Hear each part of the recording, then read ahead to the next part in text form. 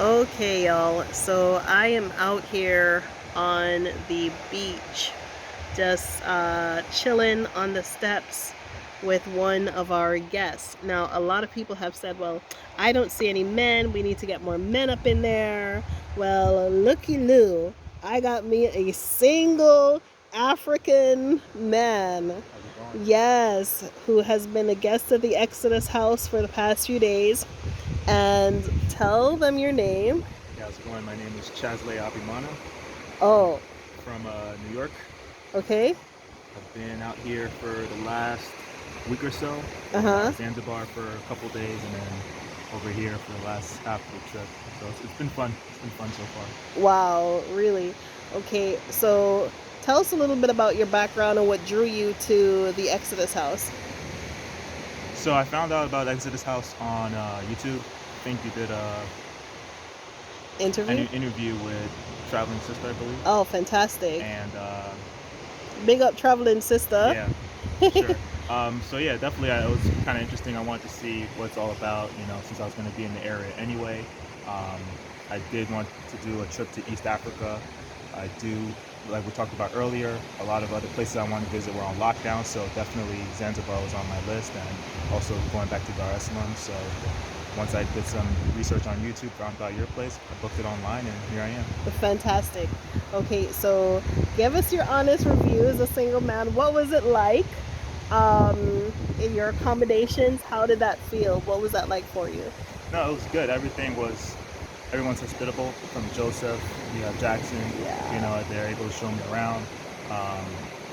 I do know like you were in building in progress, so like Yeah. you guys, we still worked around, finding out the rooms Right. situation. So Right. that's to be expected with Africa, right? Like Yes. everything is still work in Absolutely. progress. Yep. But no, everyone's very friendly, hospitable. Like Joe answers my calls on WhatsApp any time of the day, especially when you're like, I'm out and about partying. He's still responsive. So and they're great at getting me resources. Like he got me the Biaggi. Rajaji, yeah. Yeah. No, overall great. Right. 100%. Fantastic. I'll give it And 100 out of 100. And tell us about your room. The room I'm in is the master suite. Amazing. Has everything you need. You Yes. wake up, you got the view of this ocean right here. You got a nice bathroom. Yeah, it's just, that's what you want to wake up to. Right, absolutely. So I know you are out and about and you're having a good time, and what has that experience been like for you being here in Dar es Salaam? How have you enjoyed the surroundings? Because most people think, in terms of like, okay, it's family oriented, there isn't much to do at night, but here you are, a young single traveling male who is out and about doing it and having a good time. How has that been for you? It's been fun. Like I said, I haven't been back in Tanzania for about, I would say like 12 to 15 years. So a lot has changed from then till now. Technology has really been like the biggest change since my last time over here, and you're able to get around anywhere using like the Bolt app, which is kind of like Uber for Tanzania. But you can even use Uber here too, so that shouldn't be a problem getting around anywhere. You also have, as long as you get a good data plan from like the airport or whatnot. I got 30 gigabytes upon arrival. That lasted me this whole week. Wow. With no issues, right? So you can use that, Google Maps, you got Google Translate. If you can't speak Swahili, you can just start learning using Google Translate. You could even pay with, if you use World Remedy, you can even pay people digitally as well. Right. If you don't have cash on hand, but definitely you want to make sure you go to ATM. Yeah. But yeah, there's everything you need with the technology now. Like there's no excuse. You can get anywhere you want, right? You just do your research ahead of time. Right. That's what he said. He said there is no excuse. There is no excuse for traveling. Tickets, you were telling me earlier. Yeah, tickets, like usually like a flight to Zanzibar, pre-COVID was like around $1,300, but like due to COVID and everything, like I was able to get my ticket for like around $700, not even round trip. Wow. So and then even your hotels, they're a discount too, right? Because of Right. the low demand. So Yeah. overall, I think it was a cost-effective trip. I'm Right. even looking into doing another trip out here, maybe like end of the year, maybe Yeah. East Africa, maybe West Africa, who knows? But Right. I do feel like if you guys been spending your money saving your money during this whole Right. epidemic, now's the time to use it and like learn the Ab- layout of the land. Absolutely. Absolutely. Okay. And as far as repatriation goes, I know I didn't ask you this question, but do you think you're ready to bite the bullet to come back home, to come back to Africa? No, for sure, I do. And that's the reason why I took this trip, just to start looking at opportunities. Like I said, my family's from Rwanda, so I am familiar with the East Africa area. I did hear a lot about Tanzania, like online through, there's like a lot of people Mm-hmm. talking about it, so I wanted to see it for myself. So Right. definitely, I see it like from the cost of living aspect, it's pretty cheap. Like the Mm-hmm. dollar goes a long way here. Mm-hmm. Um, Talking to everybody about what they're doing, like in terms of businesses or how they're like, Mm-hmm. supporting their lifestyle here. Like those are some of the questions I'm still looking Mm-hmm. into into as well. But Right. yeah, I see myself next 6, 12 months making that move. Right. But like I said, like with the technology factor that we talked about earlier, like it Mm-hmm. really shouldn't be that hard to transition. Like, it's just Right. getting out here and you'll start to figure it out as you go along. Absolutely. But yeah, like Um, you said, also be open-minded. Like get on yeah. the ground first, be Mm-hmm. open-minded, take the next step. Mm-hmm. And as a country, Tanzania is beautiful. It is big, and it presents a lot of opportunities, depending on what you're looking to do. And if what you're looking to do isn't here yet, by all means, you can always bring it here, because this is a powerhouse of a country. The people are amazing, and there's plenty of industry to get involved in. Whatever it is that you're looking to get into. Now, I like talking to younger people, because most people have the perception that it's just people who want to retire, or they have no more purpose for the West. That's why they would choose Africa. But here you are, young, educated, intelligent, and looking to make the investment back home in Africa. And I find that extremely commendable. And I'm proud of you for making the trip, and keep searching to see what you can find and what you can participate in.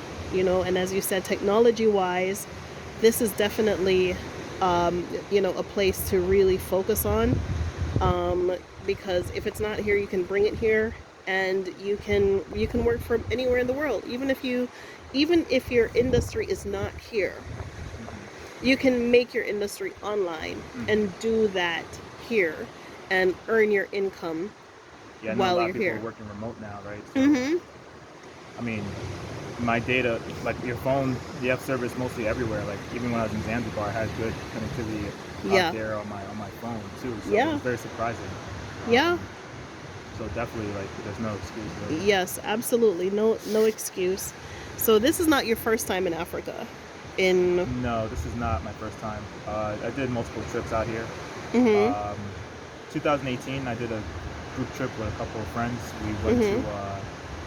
South Africa, went to Mozambique, went to Namibia. Right. Um, that was an eye opener as well too, in terms of like how the lifestyle and the culture is like on the Mhm. southern aspect Yes. of Africa compared Mhm. to like East Africa, East Africa. where I'm Uh-huh. from. But yeah, definitely, I'm still excited to travel and go to every country, and Wow. have like see it firsthand for myself to see what the opportunities are. Right. So a quick question is, how does Tanzania match up to those countries that you mentioned earlier, to Namibia, to Mozambique? I know for me it's stability.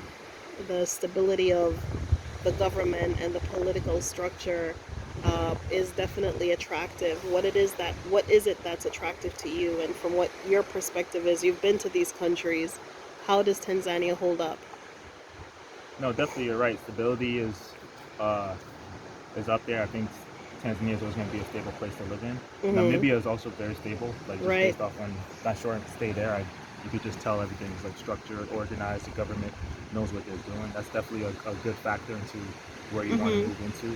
Everyone knows about South Africa. There's pros and cons. Right. Depending where you live, you really need to do your research about going there.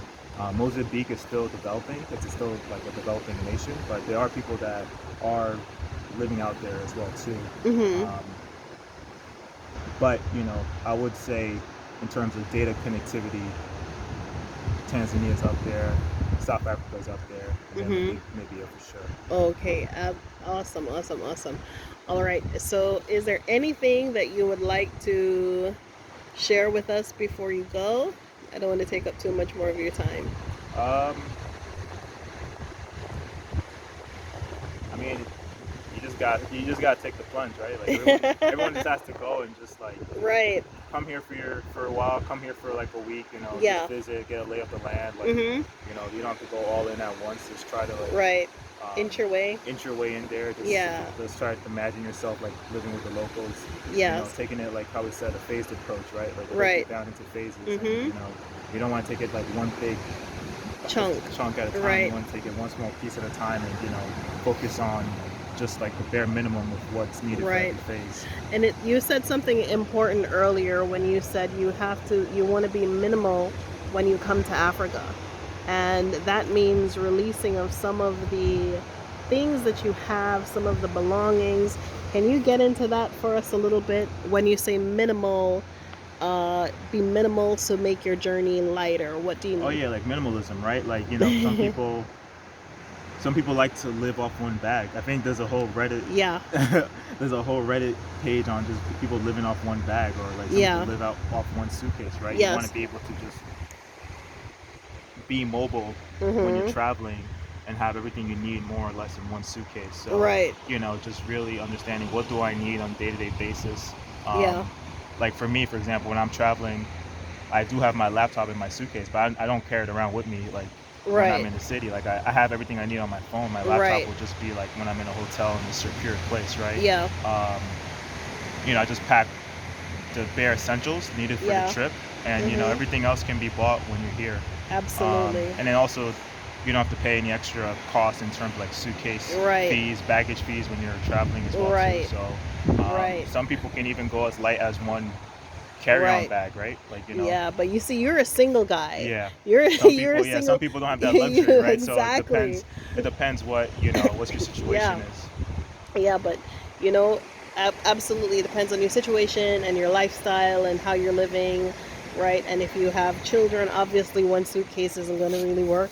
But it can, because like for me, my family, well, I'm an immigrant. I'm a first generation immigrant. So I wasn't born in the States. I was born in Jamaica. And so from an immigrant's standpoint, how do you feel that, an immigrant's journey in the US, how do you feel that has prepared you for re-entry into Africa? Because all of the things that we have to go through, that we experience as immigrants, I think you're second generation? First generation. You're first generation. So all of the things, the hurdles and the hoops that you have to go through to remain in the United States, a lot of people don't realize that you have to do the same things when you come to certain African countries. You still have to get immigration. You still have to get certain processes. You still have to get documentation. And so when you leave your country with one suitcase, think about it. Every single thing that you can see here, I came here with my suitcases. I'm not going to say suitcase because I was a filmmaker, but basically you live out of your suitcase and you make it do what it do. But when I came to America at 19, I had same thing as well, right? Yeah. So you have that confidence. I never thought about it that way. People, when they come to America, they do come in with what they need, the bare essentials. You come with the bare essential. Your your toothbrush, your pajamas, and one good clothes to wear to an interview, and a couple of basic of your best things, and one suitcase, and you make it do what it do. And the life that I've lived out of that one suitcase, that I've built. You're coming to build. You're not coming to start over, or you're not losing something. You're coming to build. You're coming to make a new life for yourself. So don't look at the one suitcase. If there is anything that you can take from my experience and my journey is in that in 1 year, there's so much more that you can do, you know, than if you were just sitting there in the States. So don't just sit there. Don't just sit there and say, I can't, there's nothing there for me.